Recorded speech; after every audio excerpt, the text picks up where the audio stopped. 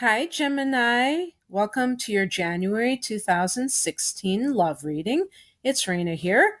So, better late than never, right? I'm getting back up to speed, so that's good. So, I picked some cards for you, and they are pretty interesting.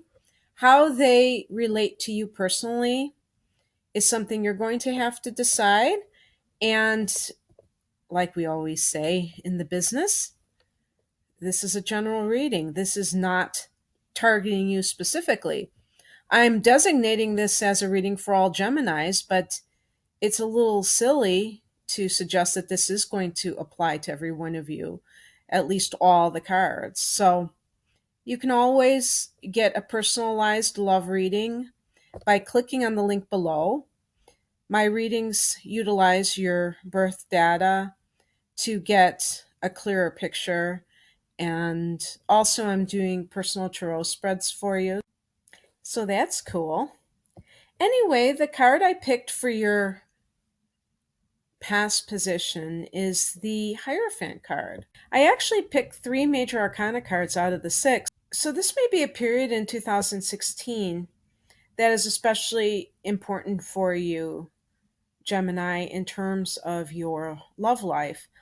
I did want to say I had someone write under one of my videos recently that people always do videos for Gemini last, and I never thought that was a trend per se, but it's not an oversight. I mean, it's just what it is.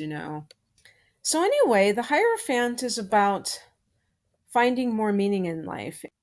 Venus right now is in your seventh house of long term commitments in the sign of Sagittarius, where the sun recently was, as well as Mercury. And in this house, Venus wants a commitment. For some, it may mean that you're introduced to someone in an artistic setting or in a courtroom, which is a very romantic place, right?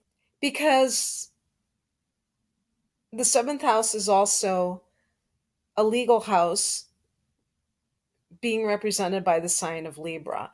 So, whatever's going on for you, I do believe that because Mercury is retrograding through your eighth house right now until the 24th, that it will be dealing with issues related to intimacy, and you will be hashing it out with someone, or at least thinking about it, rethinking something that is related to the emotional side of commitment, because the eighth house is Scorpio's house, hence a water house, and deals with the emotions, at least in part, and they're very intense emotions. Eventually, on the 24th of January, Venus will go into this eighth house in the sign of Capricorn, and this can be very good for a spouse's money or you benefiting from other people's money. But again, with the intimacy, and this can involve sexuality, but just anything that is a deeper type of exploration of emotions can be featured. So the card I got, Gemini, for the past position with you was a Hierophant card. So this can relate to your search for meaning in life of a spiritual nature. And like I said, with all of this eighth house activity, with the sun there right now, this is something that is running through your mind. And it has been. And this has informed you. And this might have been at the time when Mercury was going through there. And you were thinking a lot about it. The current situation is the Eight of Pentacles, somebody who's working very hard at something. Now, this can be in terms of career, so maybe you don't have time to really date, but for some of you, it may mean that you're really working on the relationship. If it's a marriage, that has kind of been suffering. You may be trying to keep it together and you're going to counseling. For others, it may just mean that you're investing more time in your partner because you know that that's what you have to do to keep a relationship healthy. There are many possibilities, and I will leave that up to you. The message from the universe is the Hermit card.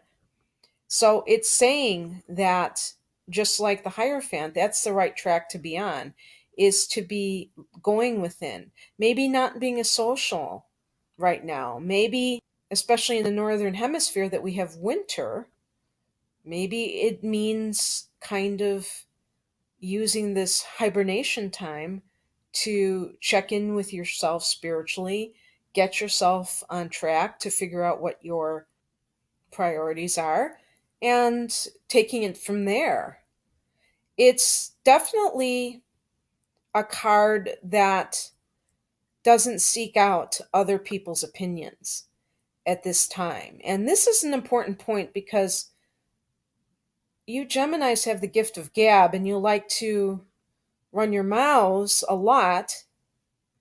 And so I just thought of something. I mean Donald Trump is a Gemini. Enough said, you know. So sometimes you have to be quiet and you have to turn off your mouth and turn on your third eye or whatever. The advice is the Knight of Swords. Now you are connected to the swords because you're an air sign. But in this position, it's I think it's saying that you need to get to the heart of the matter, cut to the chase, cut through all the BS, the illusion, the part of you that may be in denial, whatever's going on that is making you cling to a bad relationship, or on the other hand, to avoid relationships because you have been hurt in the past, you have to really see what is at the root cause. And the way you do that is through cutting logic, not allowing your emotions to cloud your judgment and to create rosy pictures that don't exist. Neptune has been transiting through its own sign, Pisces, for a long time now. And being a mutable sign, you have had its influence squaring your sun, moon, or ascendant. And so sometimes this does play into judgment and what people perceive reality to be. So just keep an eye out for that.